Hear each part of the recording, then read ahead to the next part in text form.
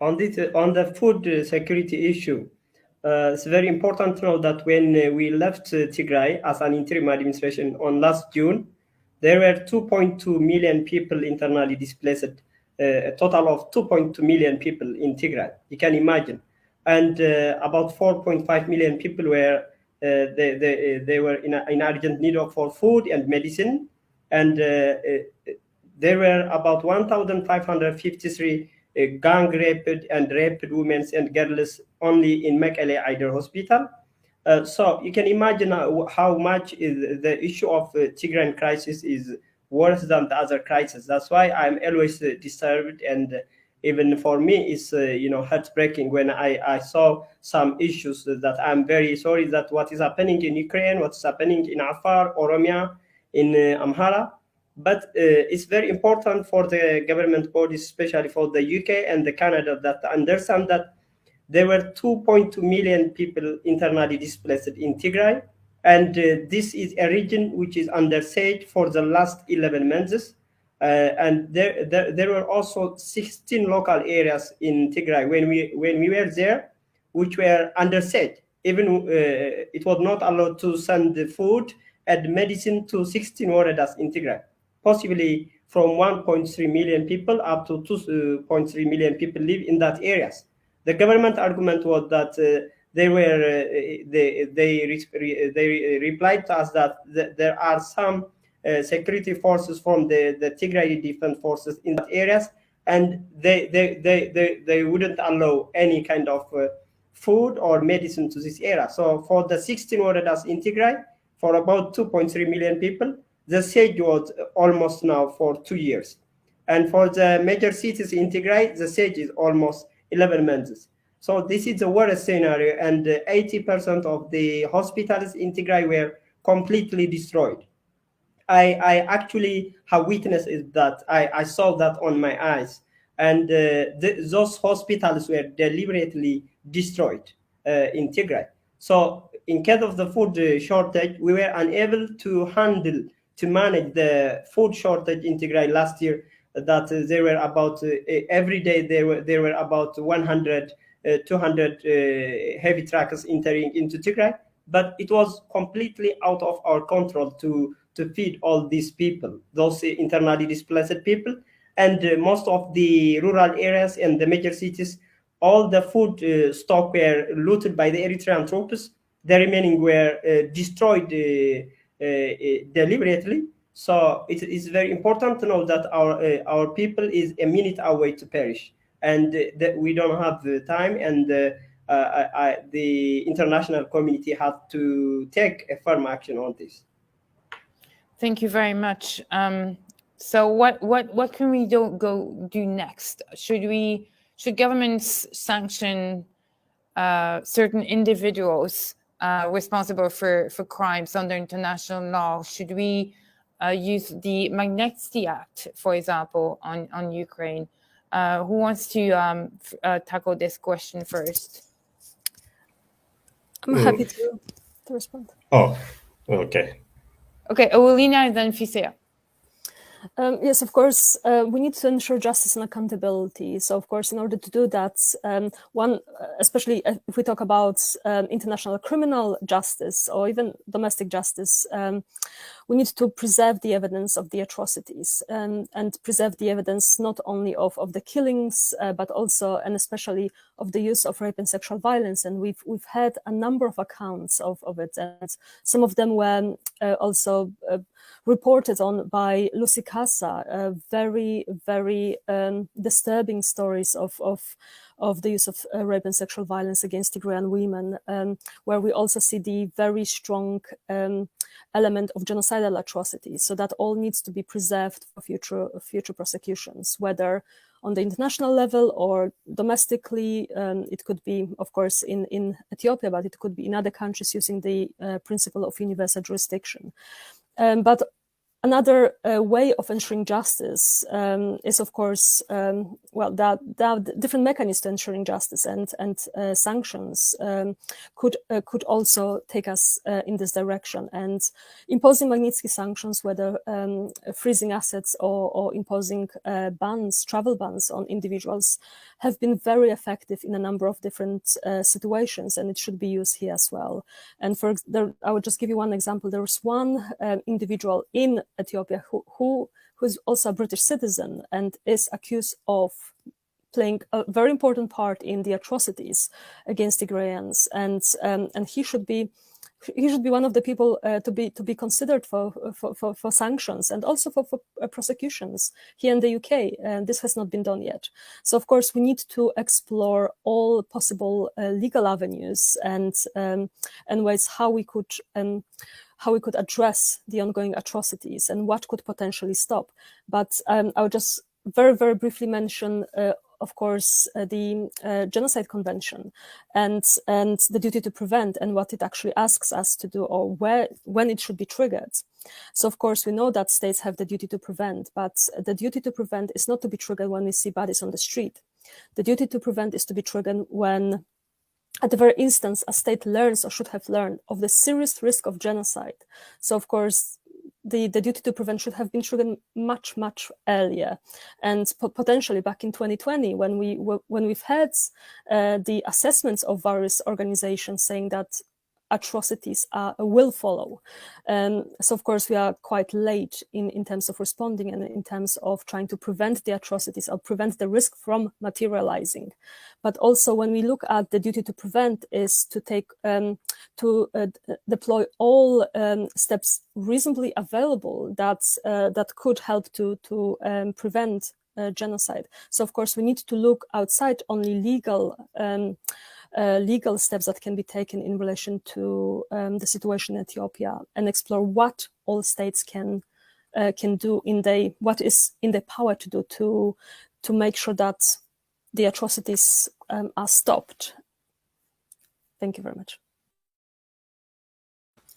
Yeah, just to quickly, one thing that can happen is that, and which is also more concrete, is that you might remember the UN Human Rights Council has established a commission of human rights experts on Ethiopia last year in December, and which is about to become functional soon.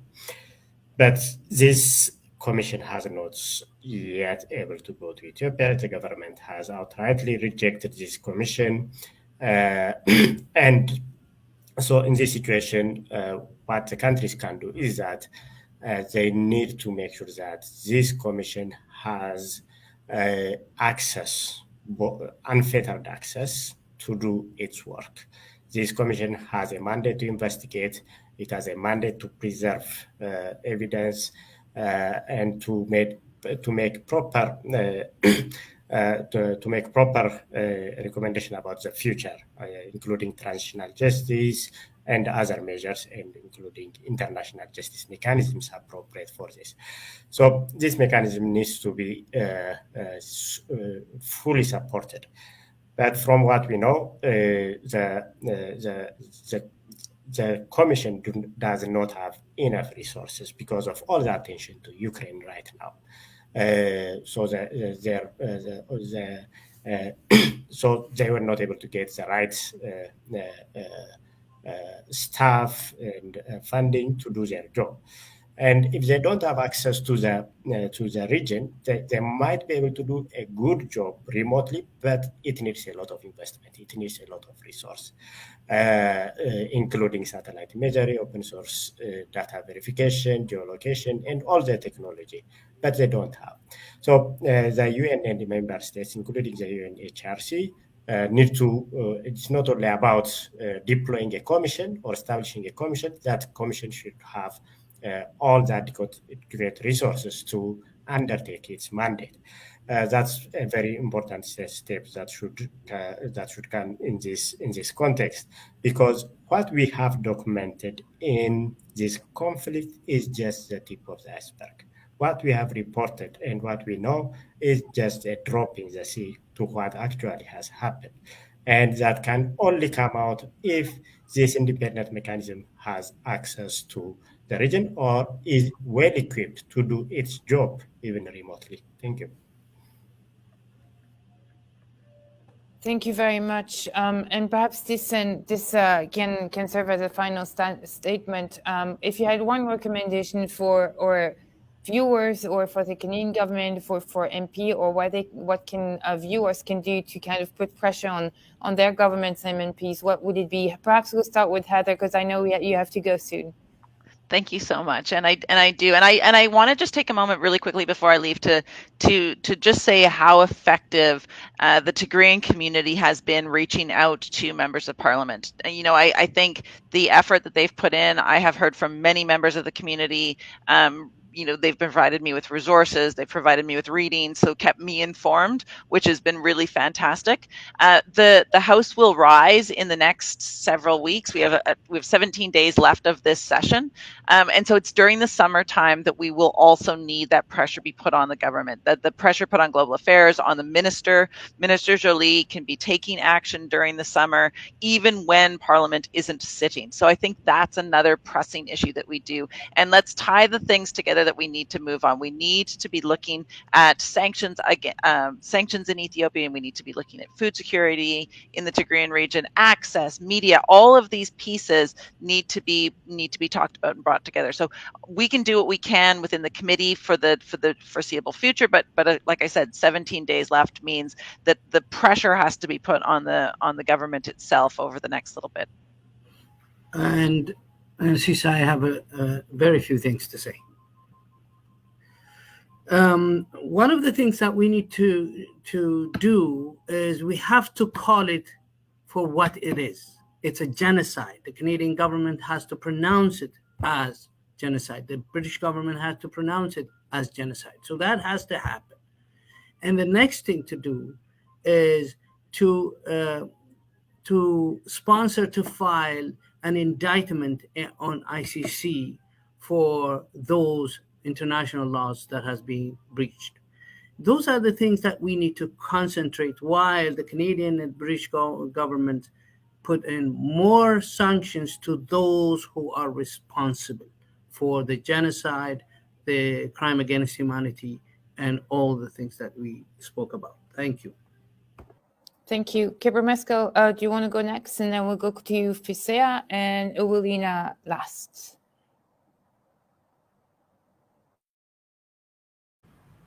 What I want to add is, you know, as an interim administration member and at the senior official to the federal government in Ethiopia, I was there for 8 months in Tigray, and I have witnessed what happened to the people of Tigray. That's why I was fighting by costing my life, even if when I was there in my position in Tigray. So what's happening in Tigray is just if people are killed by bullet, that is just considered as the luckiest one. People are being killed and tortured, and I have seen a report from Eastern Tigray that 7 young men were killed by Eritreans by a bottle of glasses after they were smashed down on their head. And so this is very, you know, extremely horrific situation that is happening in Tigray. And a man who was trying to protect his ox from being slaughtered was slaughtered together with his ox in his home in front of his wife.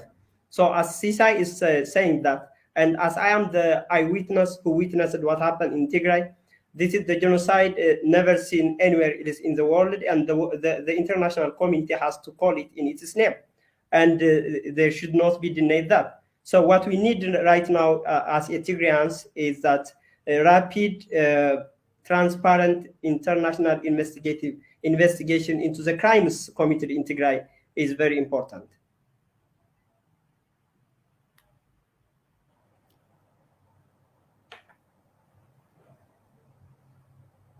May I come in? Go ahead. Yeah, one thing which I would like to say about the UN and the African Union is that since the conflict that started the UN Security Council did not have Ethiopia as a main agenda item. And this is unprecedented. This war is extremely atrocious. There are so many bad stories coming out, even within this information blackout, and not acting in this situation is it's against its own charter. So the members of the UNSC need to force, and that power will come from the parliaments, from the Ministry of Foreign Affairs officials. So that has to start from all the member states. The same thing with AU. AU has its own version of UN Security Council, which is called AU Peace and Security Council, and it never considers the situation in Ethiopia in its agenda, even not as AOB, only once as AOB, but that was based on the request of the Ethiopian government. So we can see that these two primary international and regional organizations have failed the people who are victims of this atrocious war. So at least they have to stop this lethargy. They have to stop this political game and be on the side of the people who are suffering there, and consider it as an agenda and do proper actions. They have a lot of things to do. They have a lot of power to intervene in the situation in Ethiopia, and they have to use all of them because they used them in other contexts. Why not in Ethiopia? Yes, that's it. Thank you. Last but not least, Ewelina. Thank you very much, Mari. I think over recent months, we really see that if countries want to act, they can really get their act together. We've seen that in Ukraine. So of course, we need more similar collaboration between states to act also in the case of Ethiopia. And of course, over the next months, we'll see the Commission of Inquiry on Ethiopia producing reports about the situation and making recommendations to states and to various international actors what to do. And we need we need states to act upon those recommendations. Those recommendations should not be only on the paper. They have to be implemented fully. And only then we'll see some kind of change in the situation in Ethiopia. So I look forward to seeing what the Commission of Inquiry is going to produce over the next months, and of course the response from governments. But we need their full collaboration as they have done in relation to other conflicts. Thank you. Thank you very much. Thank you to all our speakers today, and thank you to our partners for being here and for helping us organize this event. Thank you everyone for watching. This video will remain on YouTube. It will remain on our YouTube channel, and we'll also have an audio version.